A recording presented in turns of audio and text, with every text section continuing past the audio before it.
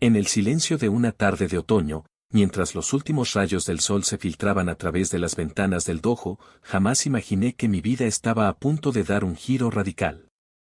Mi nombre es Hiroshi Tanaka, y durante más de 4 décadas, he dedicado cada respiración, cada movimiento y cada pensamiento al arte del bucido, el camino del guerrero. Sin embargo, la experiencia que estoy a punto de compartir trasciende cualquier enseñanza que haya recibido en mis años de entrenamiento, cualquier sabiduría que haya acumulado en mis viajes o cualquier verdad que creía conocer. Como maestro de artes marciales, siempre me enorgullecí de mi disciplina inquebrantable y mi dedicación al perfeccionamiento técnico. Mis estudiantes me veían como un ejemplo de control y serenidad, un faro de sabiduría oriental en un mundo occidental cada vez más caótico. Lo que ellos no sabían, lo que yo mismo me negaba a reconocer, era el vacío que carcomía mi interior, un abismo que ninguna medalla, ningún reconocimiento, ningún logro había podido llenar. Mi historia comenzó en las montañas de Kioto, bajo la tutela de mi abuelo, un hombre que encarnaba la severidad y la tradición en cada gesto. Desde mi más temprana infancia, el sonido del bambú golpeando contra la madera marcó el ritmo de mi existencia. Las correcciones eran constantes, implacables, pero siempre precisas. No había lugar para el error, no había espacio para la debilidad. La perfección no era una meta, era una obligación. Recuerdo vívidamente aquellas madrugadas heladas, cuando el rocío aún cubría los tatamis del dojo familiar.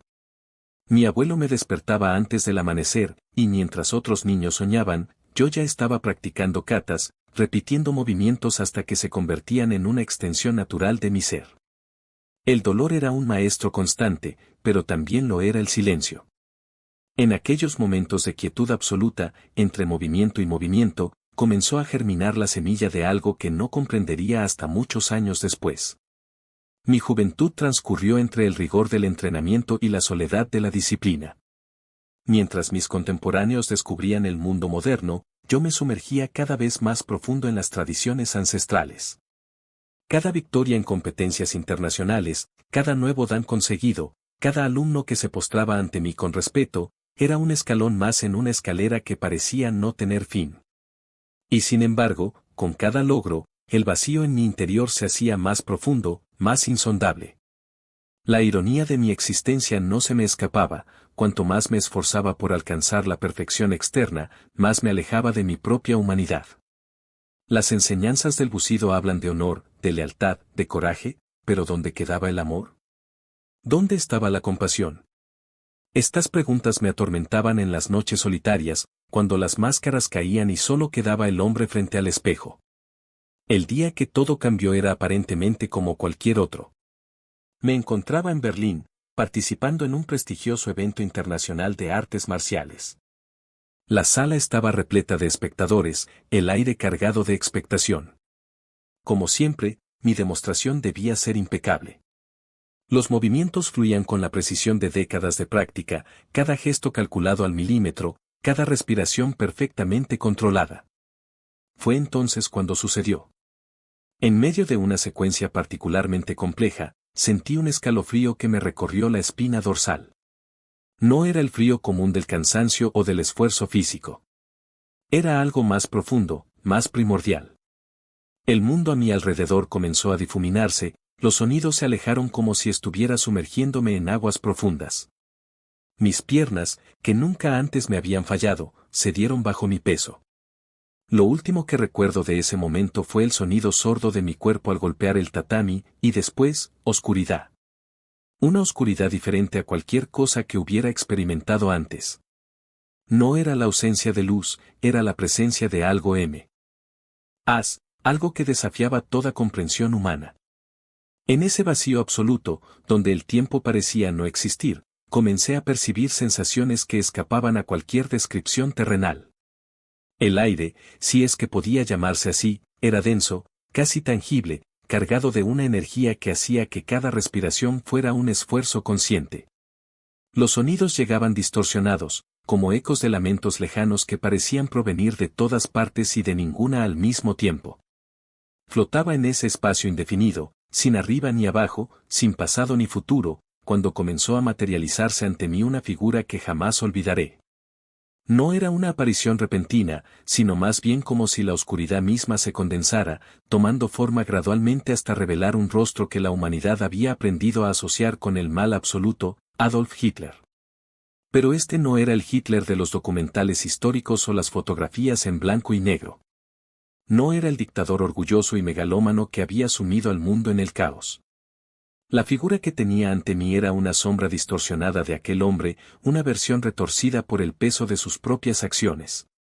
Su postura, antes erguida y dominante, ahora estaba encorvada como si cargara un peso invisible.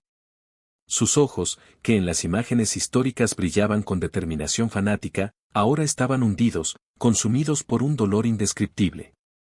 Antes de que pudiera procesar lo que estaba sucediendo, su voz resonó en el vacío.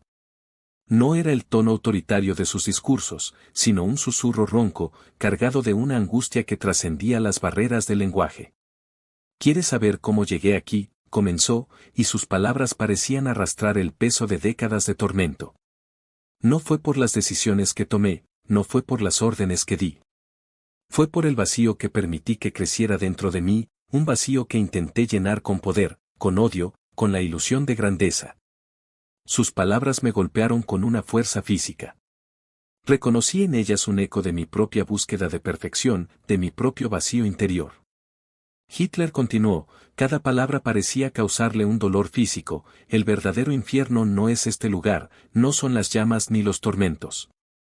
El verdadero infierno es ver con perfecta claridad lo que podríamos haber sido, lo que destruimos en nosotros mismos en nuestra búsqueda de poder.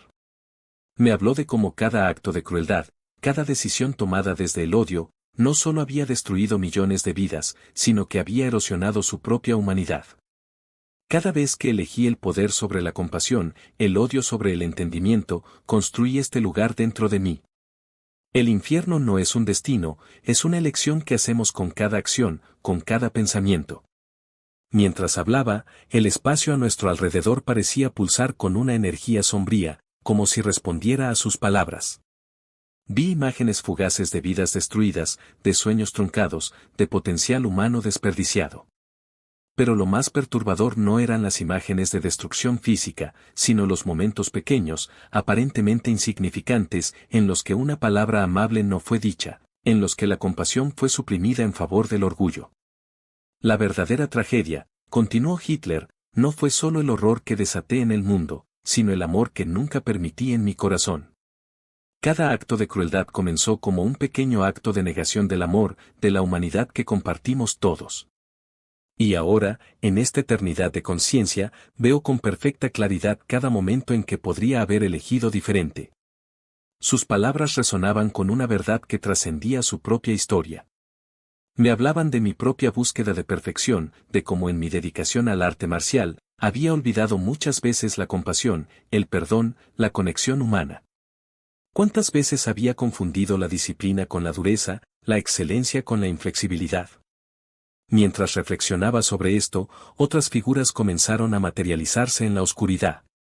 Reconocí a grandes líderes spirituals que habían caído en la trampa del ego, a guerreros legendarios que habían permitido que su búsqueda de gloria eclipsara su humanidad.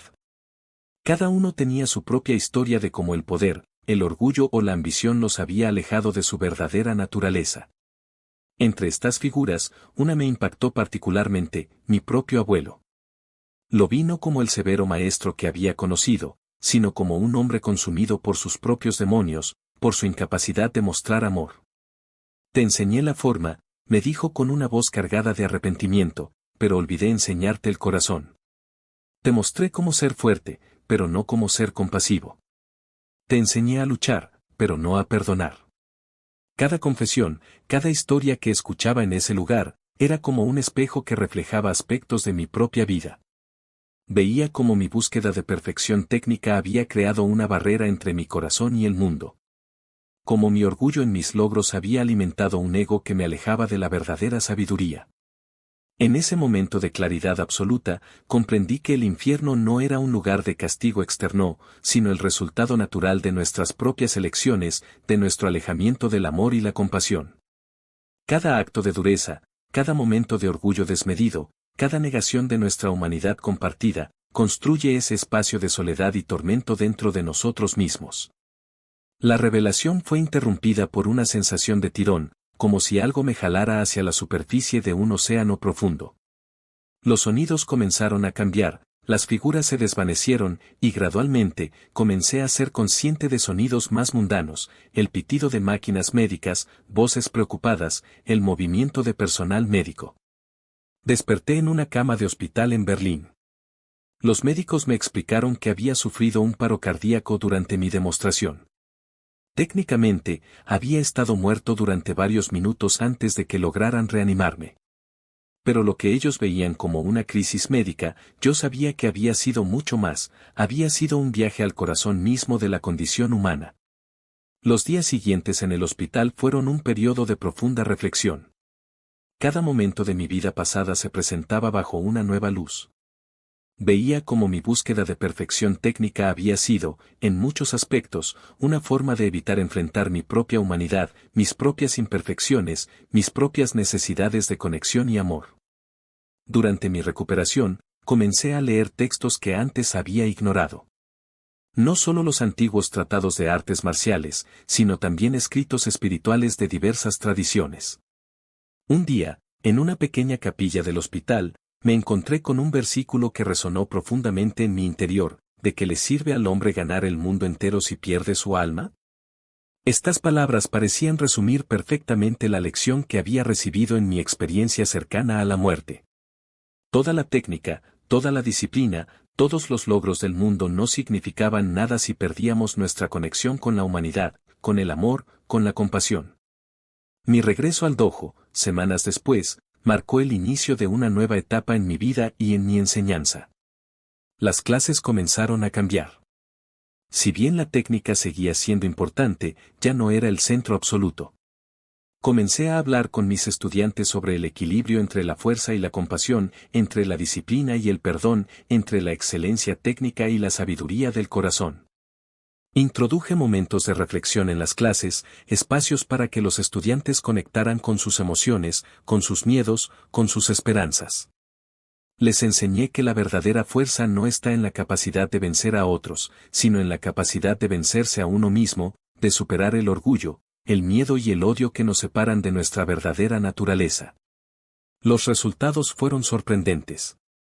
No solo en términos de desarrollo técnico, que siguió siendo excelente, sino en el crecimiento personal de mis estudiantes. Vi cómo personas llegaban buscando solo habilidad física comenzaban a descubrir una dimensión más profunda en su práctica. Vi cómo la compasión y el entendimiento comenzaban a florecer en lugar del espíritu competitivo y el ego. Una de las lecciones más importantes que comencé a compartir fue sobre la naturaleza del verdadero poder. Les expliqué que el poder real no viene de la capacidad de dominar a otros o de alcanzar la perfección externa, sino de la capacidad de mantener nuestra humanidad en todas las circunstancias. Les hablé de cómo cada pequeña decisión, cada momento de elegir entre la dureza y la compasión, entre el orgullo y la humildad, construye nuestro carácter y determina nuestro destino. También comencé a hablar abiertamente sobre mi propia experiencia, sobre mi viaje al infierno y lo que había aprendido allí.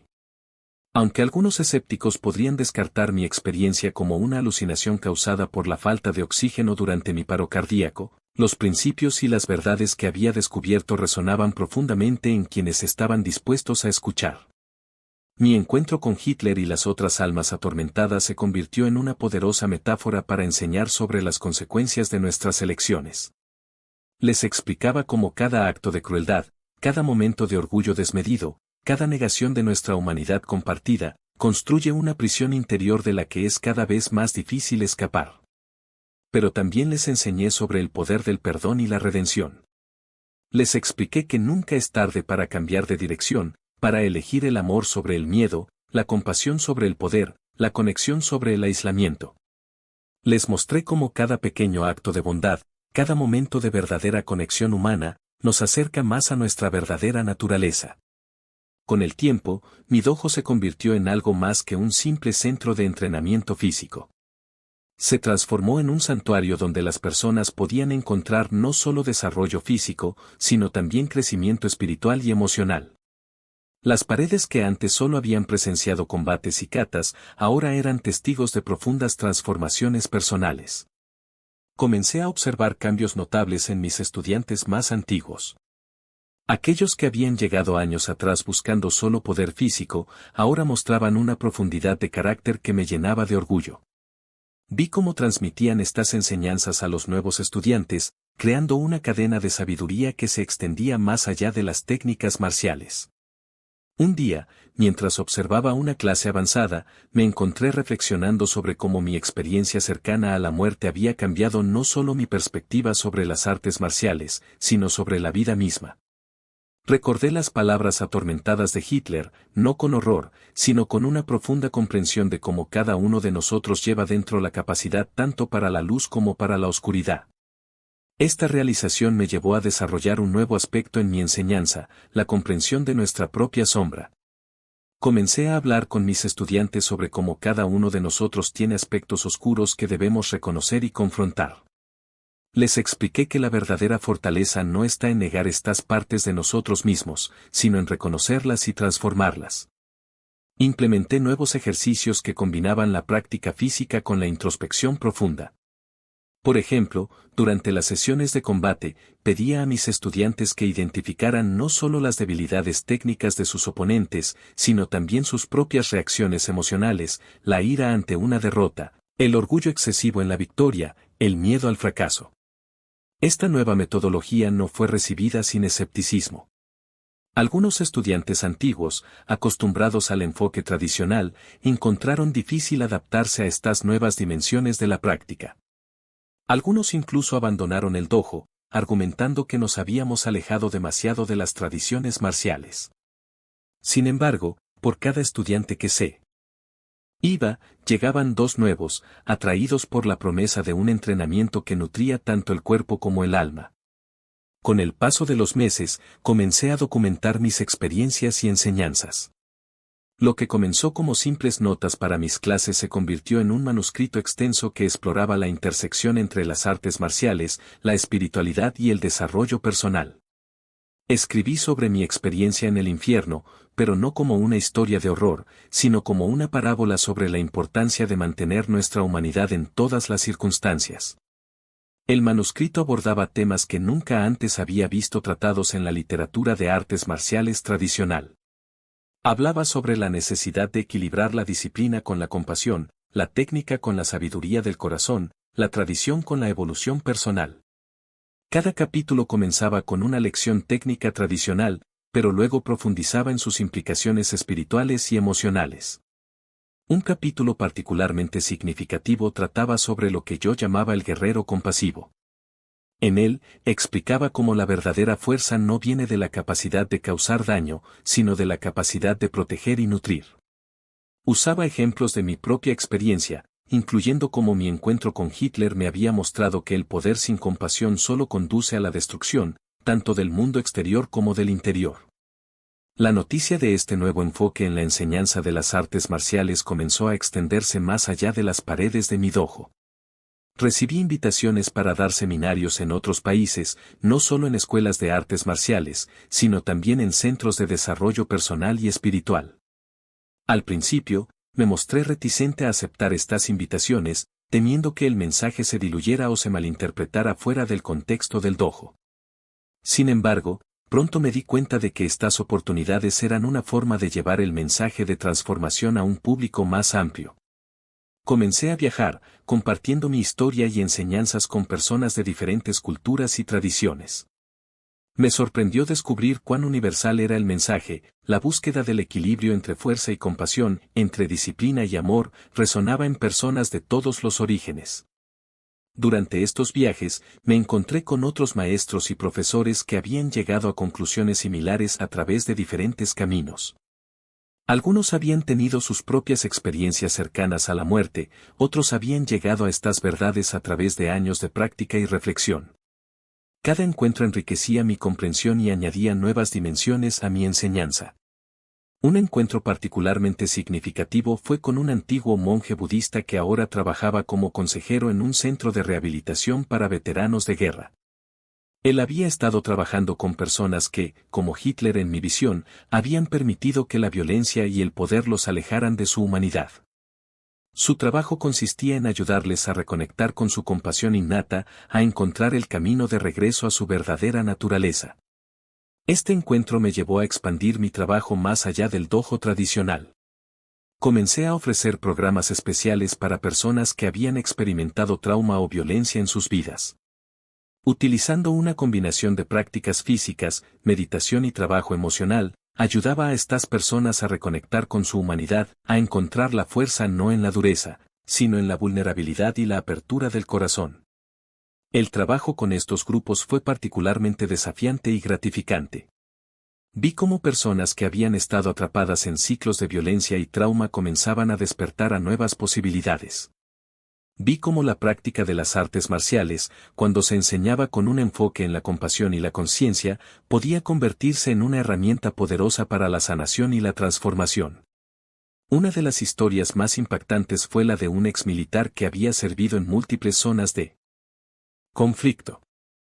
Llegó a mi dojo buscando una forma de manejar su ira y su trauma. Al principio, se resistía a cualquier cosa que no fuera entrenamiento físico puro. Sin embargo, gradualmente, a medida que comenzó a participar en las prácticas de conciencia y los ejercicios de conexión emocional, experimentó una profunda transformación. Un día, después de una sesión particularmente intensa, me confesó que había estado contemplando el suicidio antes de encontrar el dojo. La combinación de disciplina física y trabajo emocional le había dado una nueva perspectiva sobre su experiencia. Por primera vez, me dijo, siento que puedo usar mi fuerza para crear en lugar de destruir. Estas experiencias me llevaron a desarrollar un programa más estructurado que combinaba las enseñanzas tradicionales de las artes marciales con principios de psicología moderna y sabiduría espiritual. El programa se basaba en la premisa de que la verdadera fuerza viene de la integración de todos los aspectos de nuestro ser, físico, mental, emocional y espiritual. El programa se dividía en varios niveles, cada uno enfocado en diferentes aspectos del desarrollo personal. El primer nivel se centraba en establecer una base sólida de técnica física y disciplina mental. El segundo nivel introducía prácticas de conciencia y trabajo emocional. Los niveles superiores profundizaban en el desarrollo espiritual y la integración de todos estos aspectos en la vida cotidiana. Un componente crucial del programa era lo que llamé práctica de la sombra. Inspirado por mi experiencia en el infierno, este trabajo consistía en ayudar a los estudiantes a reconocer y transformar sus propios aspectos oscuros. Les enseñaba que estos aspectos no debían ser negados o suprimidos, sino reconocidos y transformados a través de la conciencia y la compasión. A medida que el programa se desarrollaba, comencé a ver patrones interesantes en la forma en que las personas respondían al trabajo. Algunos experimentaban resistencia inicial al trabajo emocional, otros encontraban desafiante la disciplina física. Sin embargo, con el tiempo, la mayoría comenzaba a apreciar cómo cada aspecto del entrenamiento complementaba y reforzaba los otros. Un aspecto particularmente gratificante de este trabajo fue ver cómo comenzó a afectar no solo a los individuos, sino también a sus relaciones y comunidades. Los estudiantes reportaban mejoras en sus relaciones familiares, mayor efectividad en sus trabajos y una sensación general de mayor propósito y significado en sus vidas. También comencé a ver cómo el trabajo se extendía más allá del dojo. Los estudiantes comenzaron a aplicar los principios que aprendían en sus propias áreas de influencia.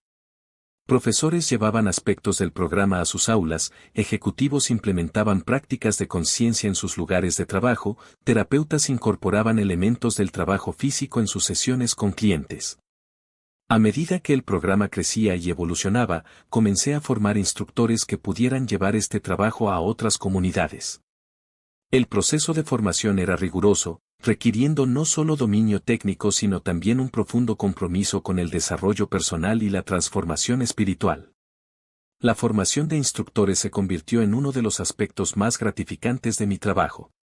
Ver cómo otros tomaban estas enseñanzas y las adaptaban a sus propios contextos culturales y sociales me mostró cómo las verdades universales que había descubierto en mi experiencia cercana a la muerte podían manifestarse, de diferentes maneras en diferentes contextos. Reflexionando sobre todo esto años después, me doy cuenta de que mi encuentro con Hitler en el infierno fue solo el comienzo de un viaje mucho más largo. Lo que comenzó como una experiencia personal traumática se transformó en un catalizador para el cambio positivo en las vidas de muchas personas. La lección más profunda que aprendí, y que continúo compartiendo, es que el verdadero infierno o es un lugar externo, sino el estado de desconexión de nuestra propia humanidad. Y el verdadero cielo no es un destino distante, sino el estado de plena integración y expresión de nuestro potencial humano completo. Cada día en el dojo es una oportunidad para recordar y vivir estas verdades. Cada estudiante que cruza nuestras puertas es un recordatorio de la capacidad innata del ser humano para la transformación y el crecimiento. Y cada práctica, cada momento de conexión, cada pequeño avance, es una afirmación de que el camino del guerrero verdadero es el camino del corazón. A medida que envejezco, mi comprensión de estas verdades continúa profundizándose. Veo cómo cada aspecto de mi vida, incluso los momentos más oscuros y desafiantes, han contribuido a esta comprensión. Y aunque sé que mi tiempo en esta tierra es limitado, confío en que las semillas que hemos plantado continuarán creciendo y dando frutos mucho después de que yo me haya ido. Mi experiencia en el infierno me mostró el resultado final de una vida vivida sin amor ni compasión. Pero más importante aún, me mostró que siempre hay un camino de regreso a nuestra verdadera naturaleza. Este es el mensaje que continúo compartiendo, que no importa cuán lejos nos hayamos desviado, siempre existe la posibilidad de despertar a una forma más verdadera y significativa de ser.